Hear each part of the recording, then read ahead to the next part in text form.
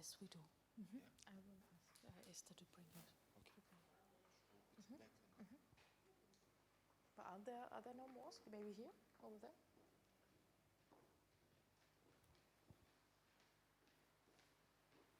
Josef, kannst du uns noch? You had one job bringen. You want one more? Yeah. Oder? Thank you.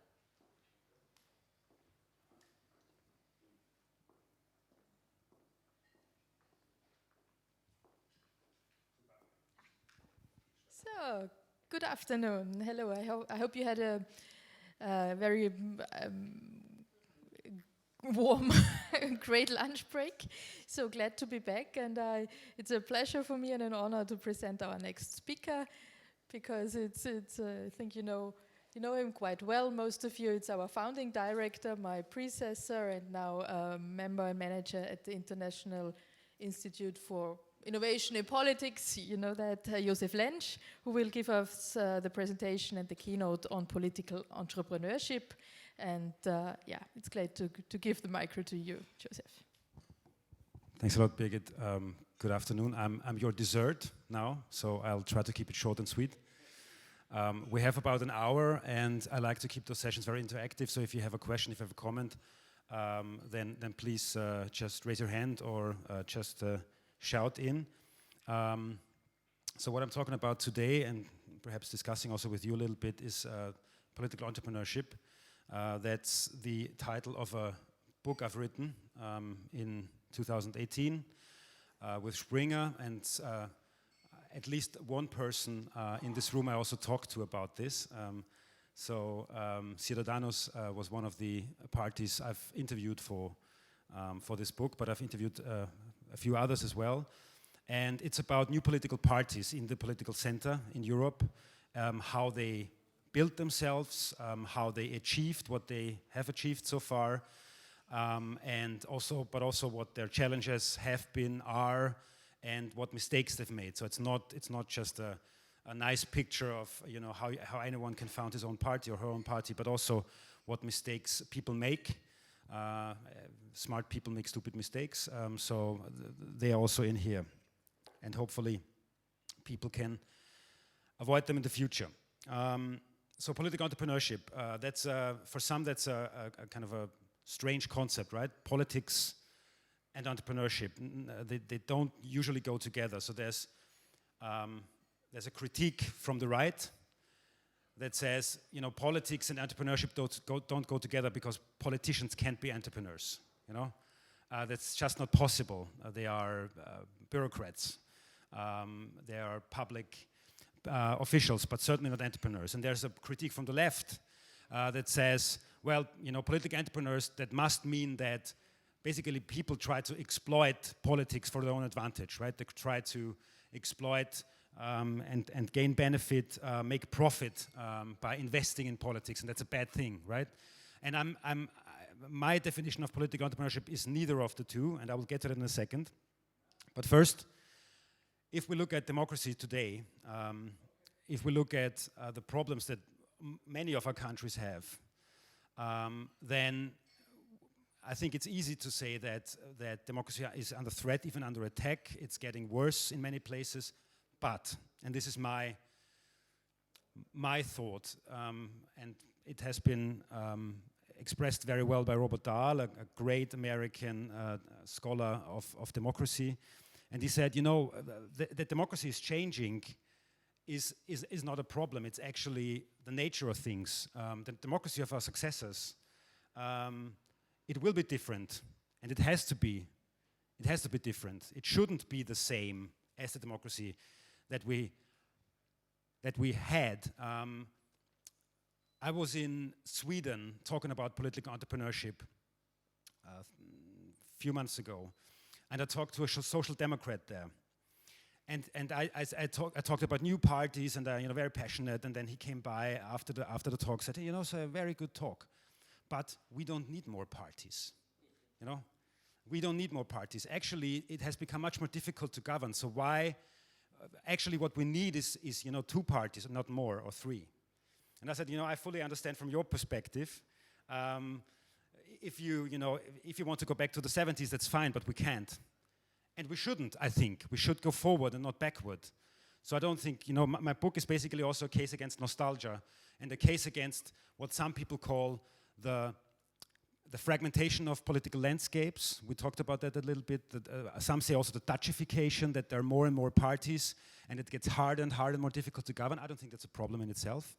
I think we can be more creative about governing than that. So when I come to political entrepreneurship, I think not about entrepreneurship in the professional way, so that you have to found a company, but entrepreneurship as a mindset, as a tool set, as a way of doing things. And there's a very good definition from Howard Stevenson from Harvard Business School, and he said entrepreneurship is the pursuit of opportunity beyond resources currently controlled. I think that's a very good definition. The pursuit of opportunity, right? That's very, very broad. That can be a pursuit of opportunity in politics, in civil society, in business as well, of course, beyond resources currently controlled. So you need to leverage things. You need to make something where you don't have something. You need to make something in something else. You need to make a personal network into followership. You need to tap into friends and acquaintances, supporters to make money to actually fund your party, and so on and so on. So entrepreneurs, political entrepreneurs, are people who try to establish political parties where others say it's actually impossible. When we founded NEOS in 2012, people said, no chance you're going to do that. And 1.5 years later, we were in parliament. So entrepreneurs are sometimes, they have a hybris. Sometimes even they have an inflated ego. But if you don't have that, you actually wouldn't be up for accepting the challenge. And so entrepreneurship, is a concept that's well established. Now in the 80s, you may know, there has been a kind of a second wave of entrepreneurship in the social sector, and this is called social entrepreneurship. So Ashoka is one of the organizations that helps social entrepreneurs to address, you know it? Yes. You've worked with them? Yes. Where are you from? Romania. So Ashoka builds capacity and tries to meld together this idea of leveraging resources to address challenges in the social sector. So this was basically starting in the 80s, and over the last years it has really boomed. There are many more organizations. The Impact Hub, you may know, is an organization, and there are many others more. So now we have a third wave of entrepreneurship, and this is political entrepreneurship. When I talk, sometimes I talk at people in universities, I talk also to people of social enterprises. 2 or 3 or 5 years ago, those people wouldn't have invited me because they said, politics, either it's too boring or, it's too political. We don't want to talk about politics. It's difficult and it's hard. And it's also perhaps dangerous to talk about politics.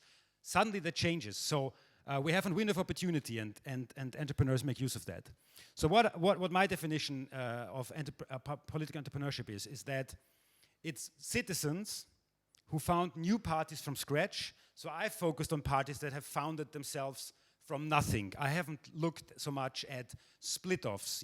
Over the last decades, there have been quite a lot of split-offs. Some MP says, I don't want to follow that party anymore. I want to build my own. But I'm talking about scratch, with the aim of to enter parliament in order to transform political systems from within. Let me just ask around. Who is a member of a political party? Fine, congratulations. Excellent. Member of a political party and now it comes, that has been founded before 1950,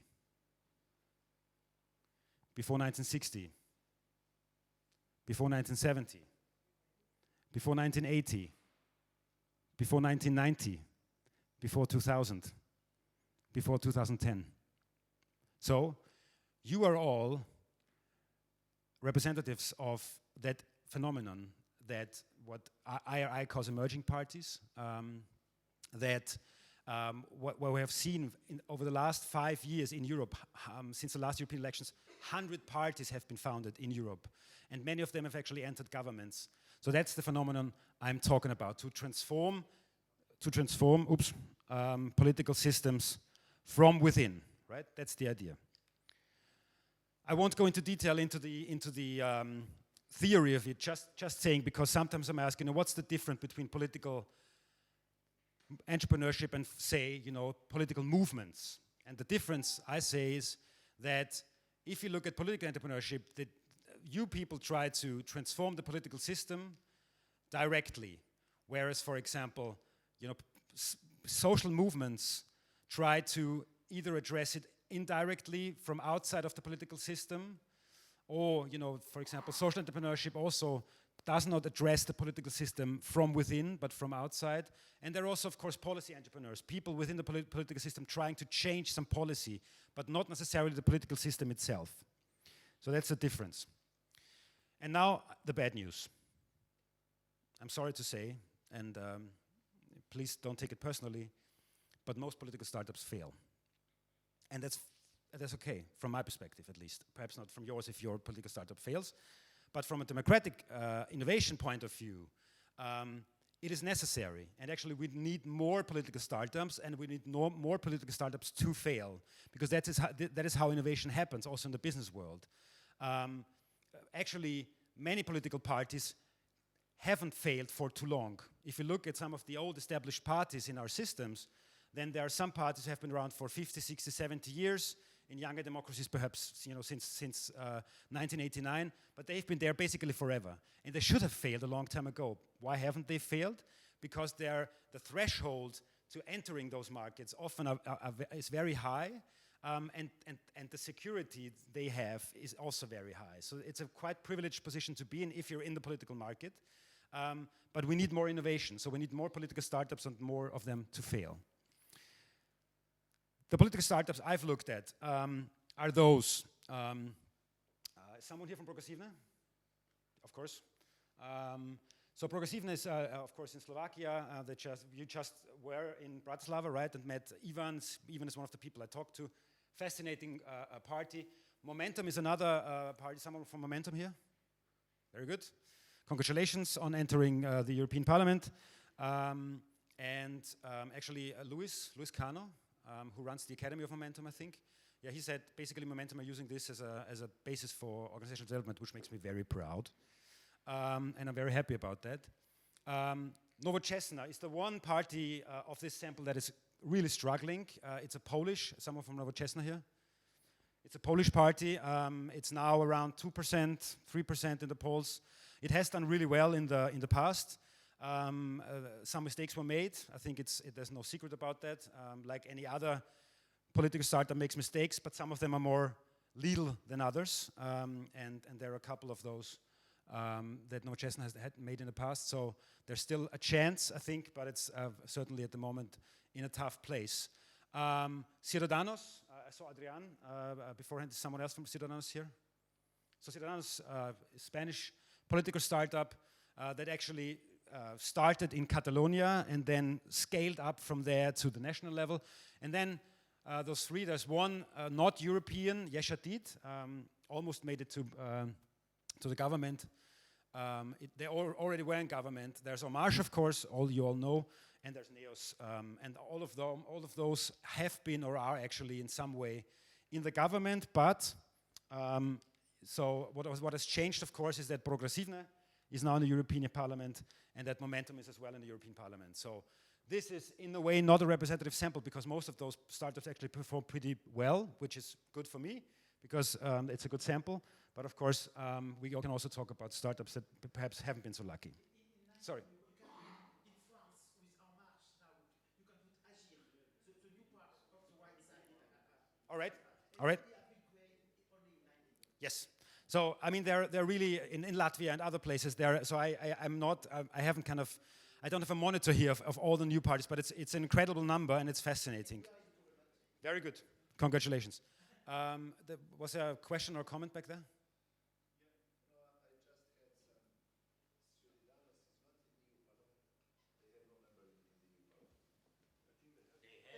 They have. Yeah, they have. They just entered. You can use the mic if you want to. They are in the European Parliament, yeah. Yeah. Yes. So, one additional quote that I love from Buckminster Fuller, an American visionary, and this says, you never change things by fighting the existing reality. To change something, build a new model that makes the existing model obsolete. What does it mean in the context of political entrepreneurship? You need to build a party that is resilient, but at the same time different to what is on offer out there. You need to build something that can withstand the pressure of the system from within the system, but still operate within the system, right? So you don't need to make everything different. But of course, innovation means that there are some things different, some certain aspects. And in the case of political startups, as they call them, they practice a different politics. And how do they do that? So one thing that political startups can do much easier and much quicker than actually established political parties is a change in organization design. So what those political startups often have in common, and I would be interested to hear from your innovations, but the way they have been designing themselves often is a way of co-design. So not, 3 people, back doors, making a plan and writing a strategy and then launching, but basically running a co-design process with citizens. They are more transparent. For example, NEOS has all the revenues and all the expenses are online in real time. A new definition of leadership and participation. What's the role of party leadership? Which gremiums do exist? Are members represented directly instead of, for example, delegates at conventions? Is there one party, one legal entity? In the case of NEOS again, for example, there is not a federal party, 9 state parties, 157 local parties, but there's only one party and everyone is member of that one party, which of course centralizes things much more, but which also gives members a much more direct access to the party itself. Open primaries, term limits, using cutting edge technology. So all of that is something of a competitive advantage that you can use as a political startup, and which is much harder to actually roll out if you're an old 150-year-old social democratic, conservative, whatever party. So that's one area where political startups do innovate. So now comes my question to you. Because what I've developed in the book is a kind of a roadmap for political startups. So what are the steps that they took, that the parties I interviewed took to actually get into parliament successfully? And of course there are many more ways, and that's not the only way, and that's not the Holy Bible, but it's certainly one verified way to do it. So imagine going back, perhaps when you started, when you were there from the beginning, you have 1.5 years to the next election. This is your chance to actually enter parliament. You have nothing, really. You have nothing at this point in time, just yourself, and the idea to actually run and contest the next election in 18 months. Where do you start?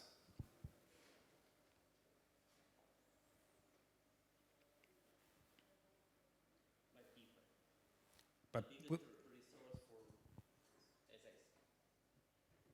The biggest resource, in my opinion, are people. people. You start with people. You start recruiting people. Recruiting and put them to work something. For what? First of organization. For an organization, but to what purpose? So yes, you want to run in 1.5, but what's the mission of the party? I talk we overcome this with mission, vision, values. All organization starts from mission, vision, values. Okay. But after you've done this and you know for what to fight, then Okay. people. I'm just teasing you. So thanks. So there's another. So this might just be our experience, but we were pretty much 1.5 years before the national elections when we started. And we started with an issue.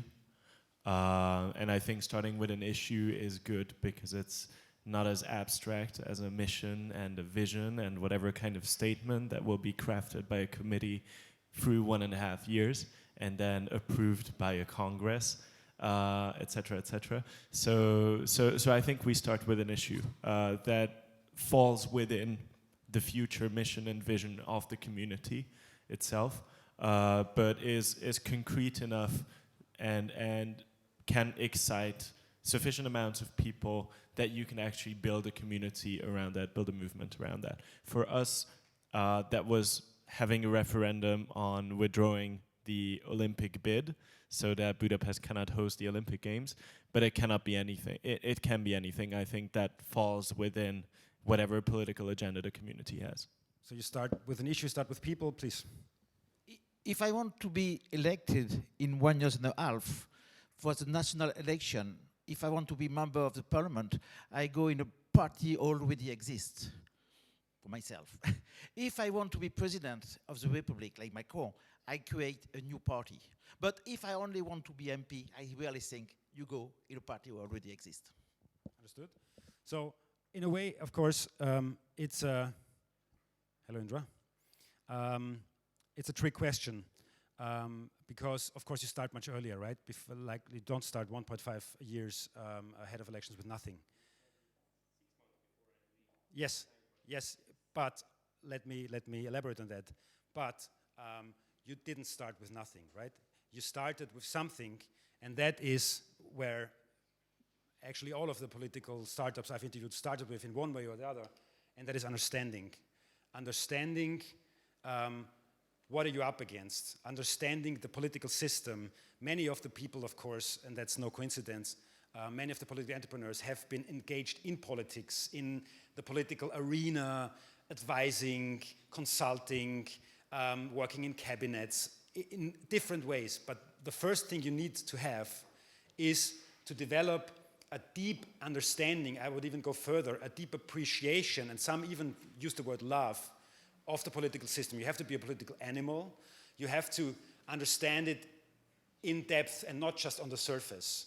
So one thing that you need to know, for example, pretty soon, and perhaps even before the 1.5 years, what is the number that gets you into, what are the numbers that get you into the parliament? So one number, of course, is how many votes you need, but another number is how much money would you need?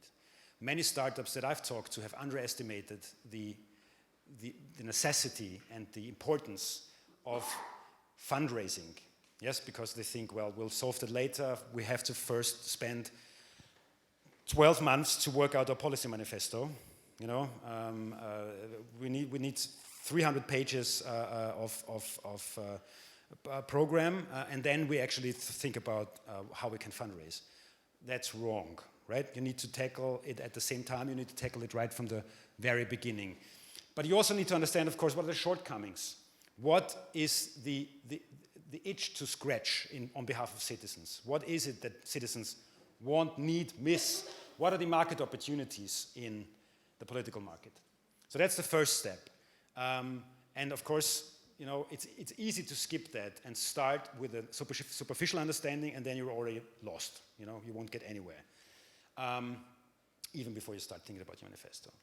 So when you are through with that, and when you have an understanding, and sometimes it may take years perhaps, then the second stage that I discovered is to start, actually there's one, I'm missing one, I think I forgot one in the presentation, yes, let me just say it. The second step is envisioning. Envisioning how a political system might look like in the future, how it might look different in the future, if you're successful.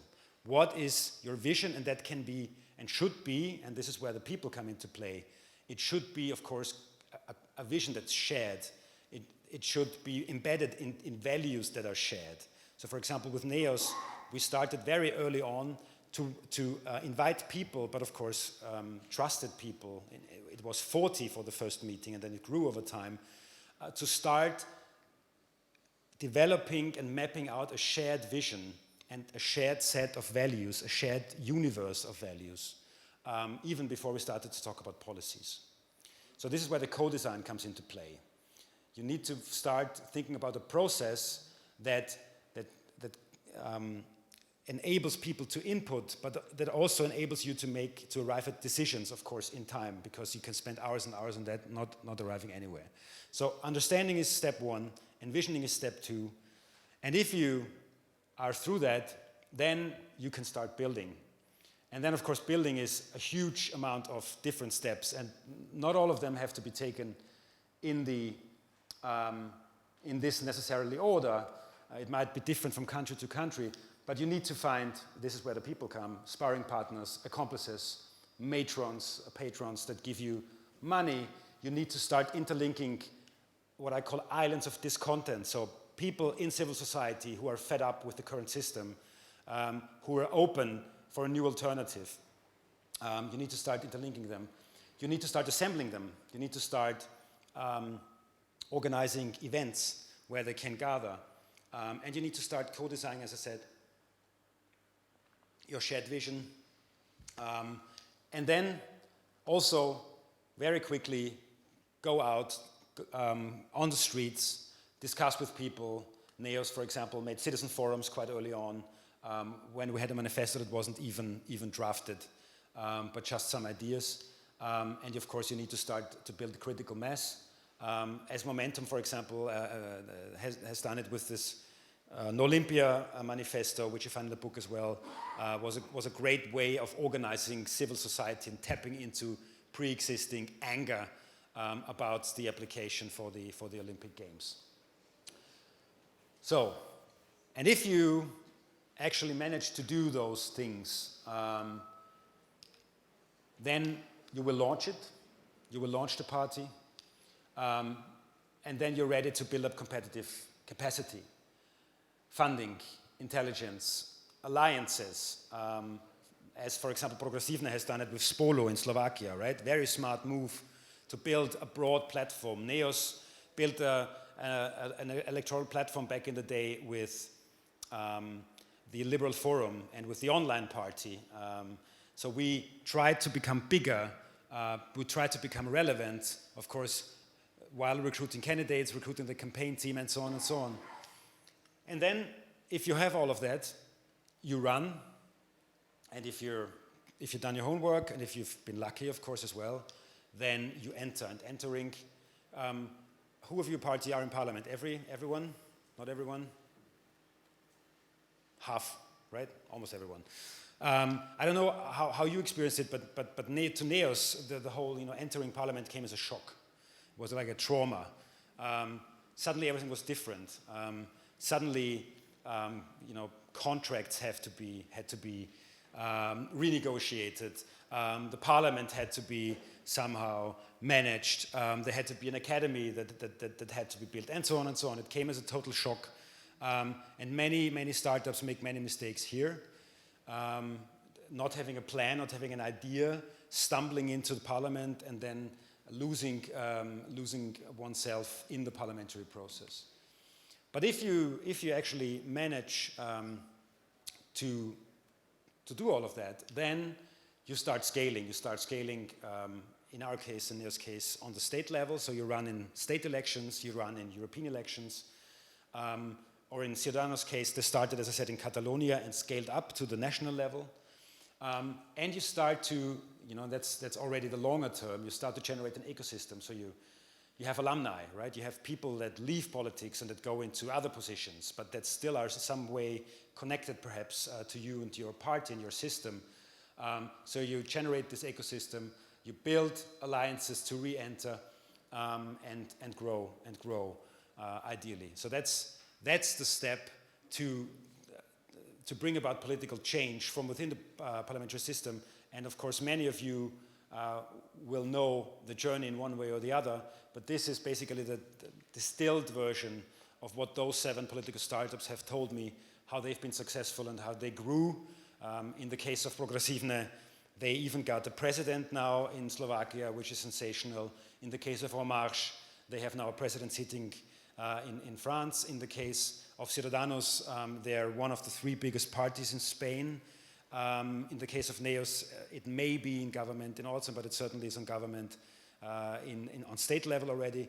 So those are quite successful stories, and this is how they did it, and this is how they brought about political change. So that might be perhaps also an inspiration in one way or the other for you folks as well. So this is my input, and we have, 20 minutes, 25 minutes left for questions, comments, critiques, reflections. Would love to discuss the situation of your political party with you, where you are at the moment, and how can you perhaps use some of that stuff, please. Exactly, so that's precisely what I want to ask. So the situation we're in, we just made it to the European Parliament, which is slightly different from making it to a national parliament, because I don't know how the onboarding procedures are in the Hungarian parliament, but I think the European Parliament is doing a fairly okay job.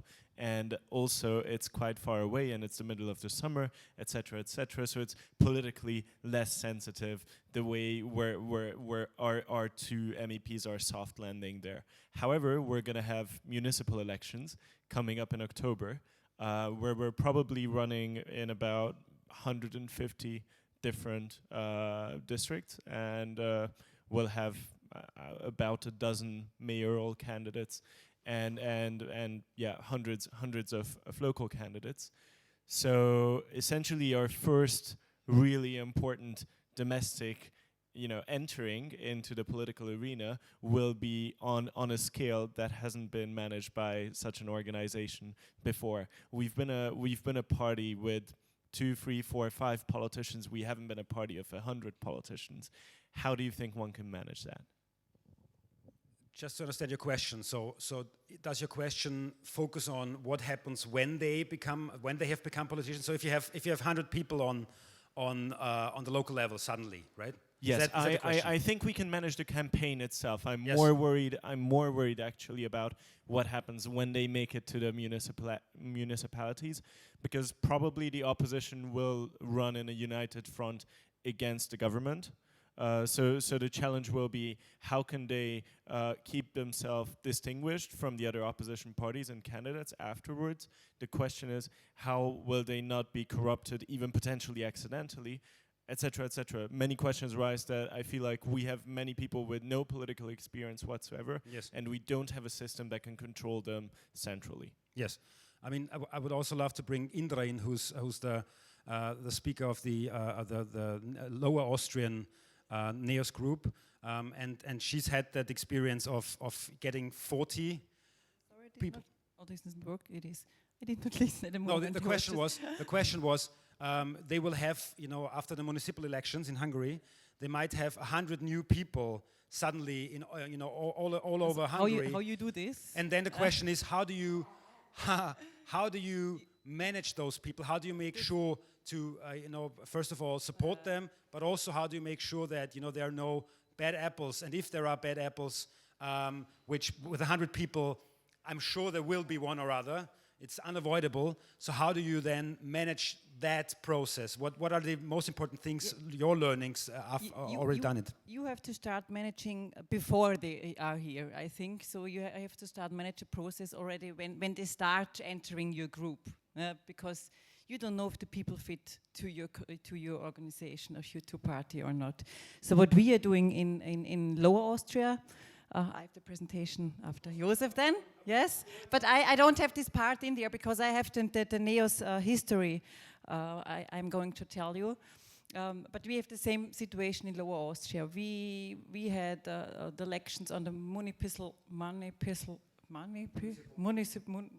level 4 years ago, and we were 4 years ago, and we were really young there because we just entered the parliament. But we decided to do it in Lower Austria, and we entered 23 city councils on the first try. So that was really very successful from the first try. But what we realized is that we did not have enough time to select the right people. So this makes at the moment, because we have elections in January again, so we realized that this makes a lot of troubles as well. So what we are doing now we have time, now we are in the regional parliament as well, since January of the last year.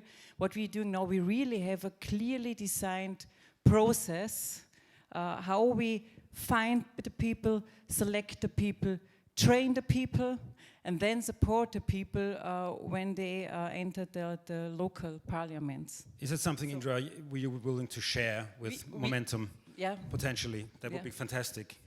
And we have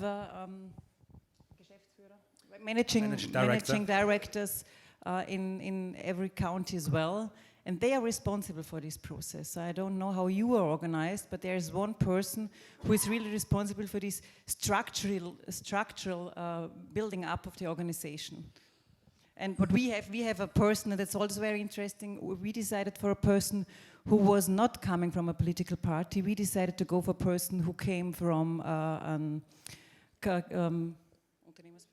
consulting company, and she was used to do this for years. So it's really a big help if you have somebody there who has really the talent and the knowledge to make plans and to execute those plans. And she also has the empathy to handle with all these different people you have there. That's the second knowledge you need, not just the plan and the structure and the will to execute, but also have the empathy that the people are willing to do this, because what we are doing in Lower Austria, we are starting to track if they are successful or not.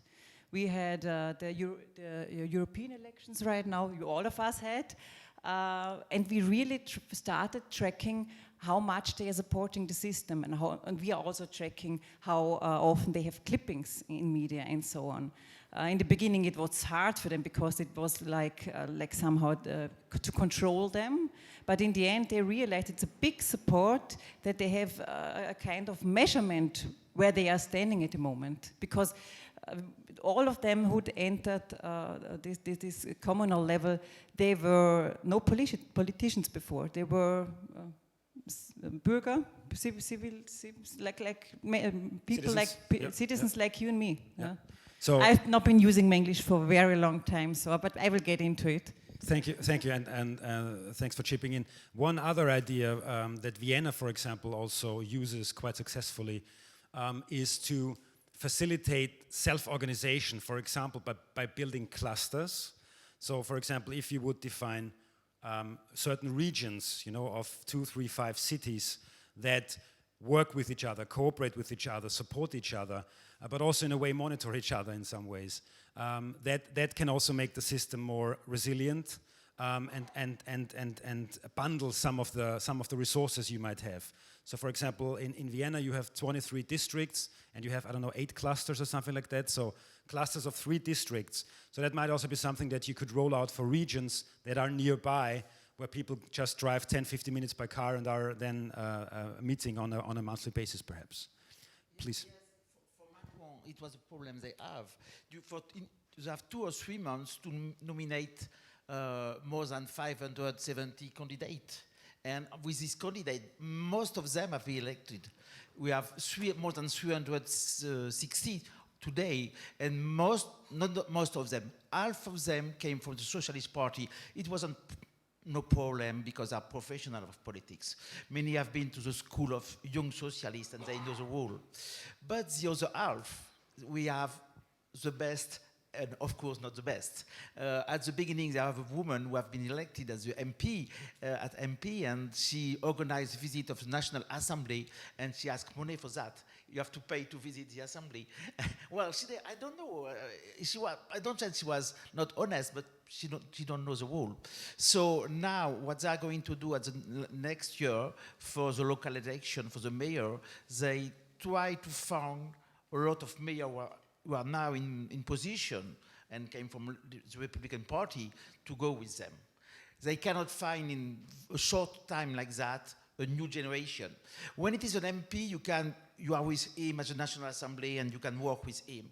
When he is mayor in a city and he has to take the decision, you have to find the good wife or the good man, the good guy at the place. So it's more difficult, and so they try to make with some other people. Yes. So having someone, having the wrong person in a mandate, of course, is one of the things that really can hurt you, right? Because those people then have the stage, they have access often to the media. You cannot just fire them, you can let them go, but they can still talk badly about you and have still the kind of the party label attached to them. So this is why recruiting for offices is such an important task, as Indra said, beforehand, before actually you go into an election. But yes, with 100 people starting new, there will be undoubtedly 1, 2, 3 that you need to deal with, and you need to deal with them quickly, because our experience as well is those things don't get better over time. Please. I'm Vlad Botosh from USR, Union Save Romania. A great political startup, by the way. Congratulations. Yeah, thank you. Together with our colleagues from PLUS. I wanted to ask you about the structurizing and organizing of NEOS, now to understand. It's a party who is built from up to down. But what do you mean by that? This means the leadership organize everything in the because we have a discussion. USR was built from down. We have complete autonomy for the regions, and we have also a system with all the members are electing on the big decisions of the party, and this is we have some different visions in Romania about these things, and I want to understand how it functions, because our colleagues from PLUS has this structure. It's from upside and go down, and we have from so I won't steal Indra's thunder. Just one sentence. Just one sentence. Yeah, yes, it is a very, very tricky thing, and I think what NEOS has tried is, as I said before, not to do it either top down or bottom up. So no, basic democracy, but also no leadership democracy, but basically to enable a strong leadership, so to come to decisions in time, which you must have by the end of the week a position in, I don't know, should you leave the European Union or not. If you can't arrive at the position, you're not relevant in politics. But you also must, in the 21st century, you also must be able to be very open, take in a lot of inputs. So there's also a strong element of basic democracy in NEOS. For example, just one example, members are represented directly. So there's no delegate system. People come together once, twice, sometimes 3 times a year at member assemblies, right? And they have their vote there. And there may be 600 people or 700 people if it's a big one. So there are elements of both. And I think that's actually a good approach. NEOS doesn't always get it right. There have been also been challenges, but it's about the balance and not about one or the other. You look confused. Yeah. Okay. Yes. So Indra will. Yes. Very good.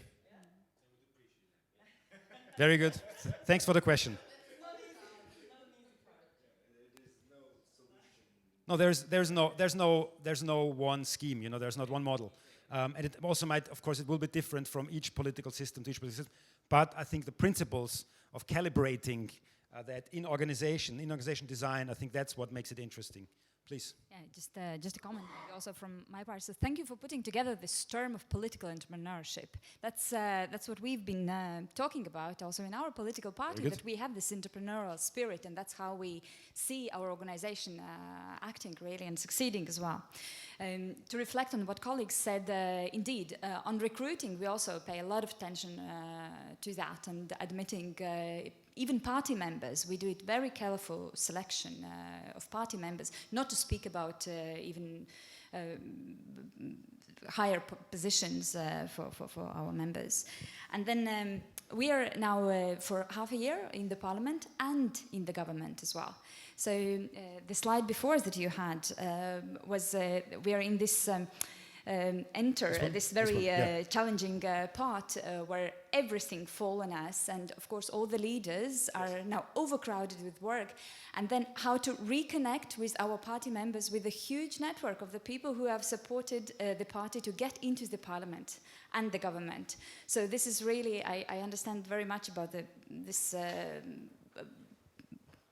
time period as a stumbling thing, and the scaling. That's the challenges that we are now facing and ahead of us. Of course, the key question is how to work in order to be re-elected with an even better result in 4 years.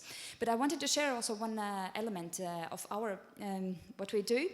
Of course, access to media for us as a young party, as a new party, is difficult. And already for 1.5 years ago, with the limited resources that we had, we invested quite a lot in establishing our own TV space, TV room, TV channel, shall we say, in our party office, where we use in the Facebook, in the YouTube, we use it as a channel. We have our interviews. We produce our own content that we and we have used the trademark that this is the channel where you speak the truth, which is actually from the opposition activists in Russia that they use. So this is also a possibility to reach out to broader public when media is not. That might be something that's also of interest to others here, because of course traditionally particularly the right-wing populists and nationalists have been very, very good at building up those channels. And for example, so the FPÖ in Austria, the right-wing party, they have their own, they reach hundreds of thousands of people with their own WhatsApp channel and basically also their own TV channel. And NEOS is also experimenting with some of that stuff. But if it works well for you, I'm sure many others would be interested in learning from how you did it, what it costs. It's also a question, how much resources you actually need to do that. Please. My name is Dimitar Delchev. I'm chair of Bulgaria of the Citizens political party. We were established in 2012, and then for a very short period we managed to enter the parliament together as part of a center-right coalition, to be even in the government. Now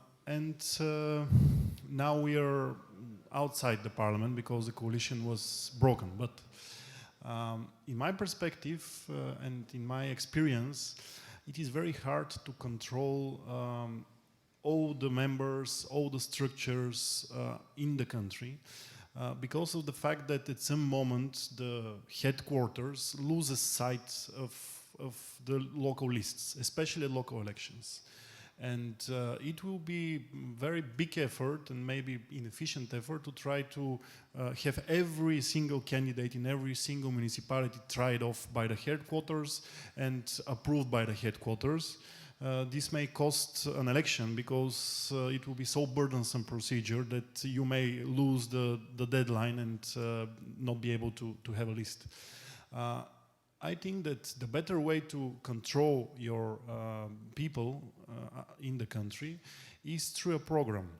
To have a very clear and specific program of things which the candidate will do, especially for the mayors and the regional governors where they are elected. It will be efficient, and the control in this case will come not from the headquarters, or not mainly from the headquarters, but from the voters. And I think this is the most effective control in politics. The voters have better ways to control their elected, no matter what type of officials. And this motivates the people to follow the rules, to follow the principles, to follow their agenda.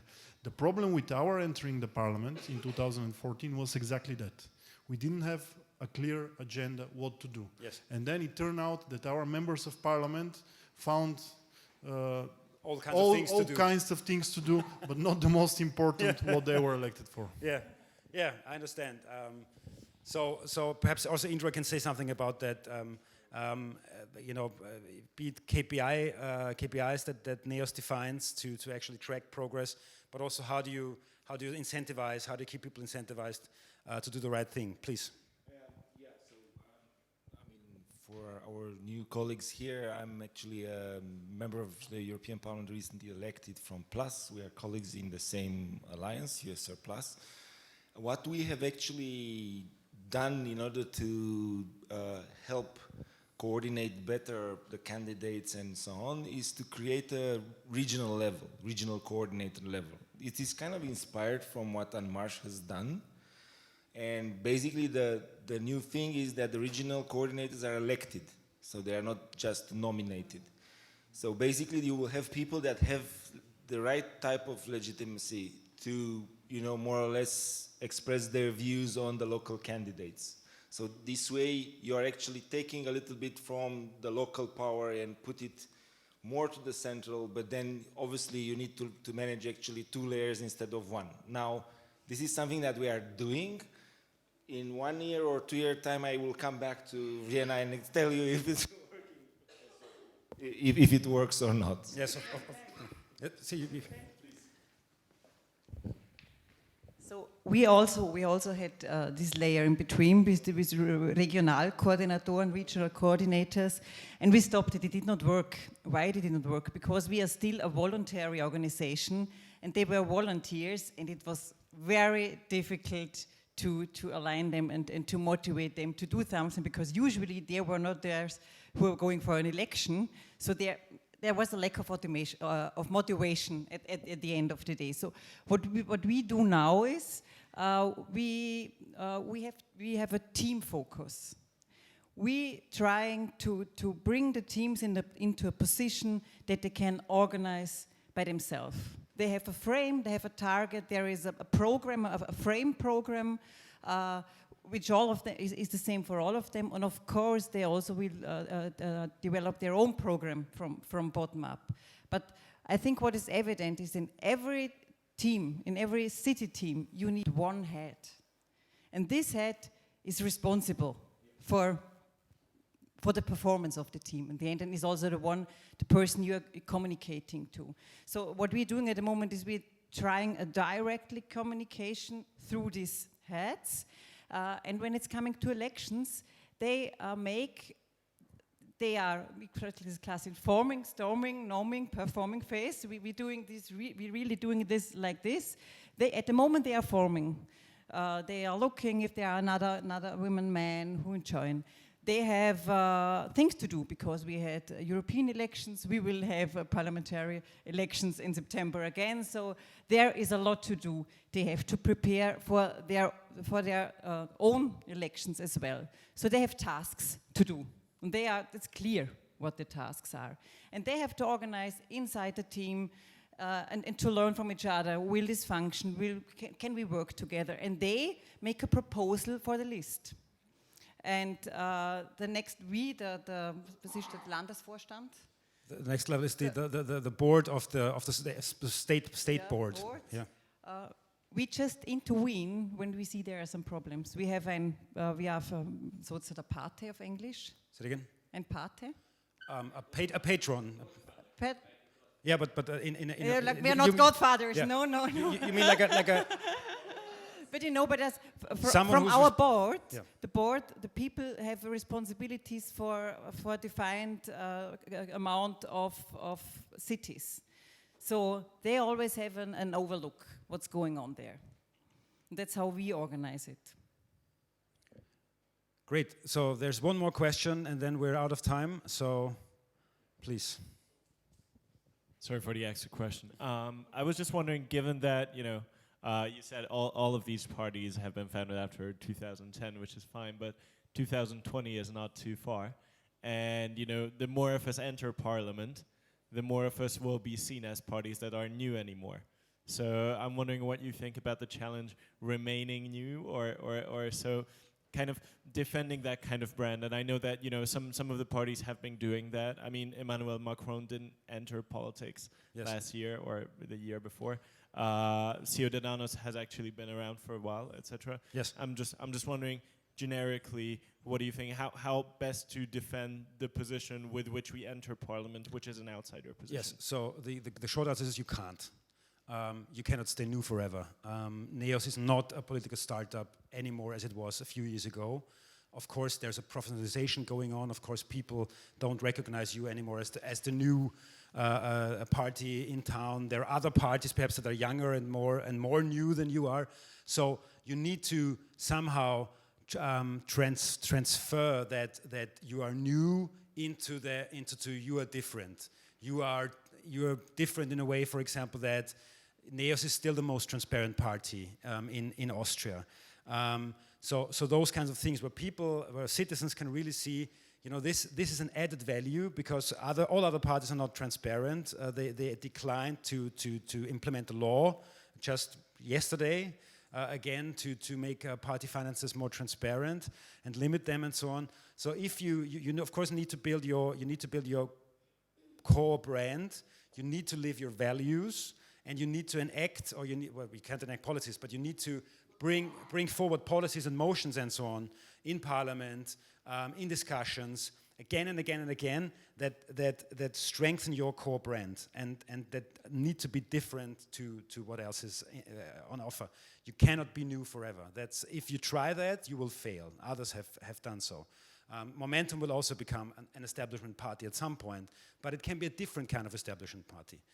Not yet, you know, you're still new, but that's a really important transfer that you need to make. Thank you very much for your attention. So this is the book which I can really recommend to you. It's a really good book. And if you're interested, I'm also coming to places. I'm presenting the book in Sweden, Finland, and the United Kingdom, and perhaps also in Latvia or in Romania. So would love to come to you and talk to you. Thanks a lot, and have a good rest of the day. Have fun with Indra, Birgit, and the rest of the crew. Cheers.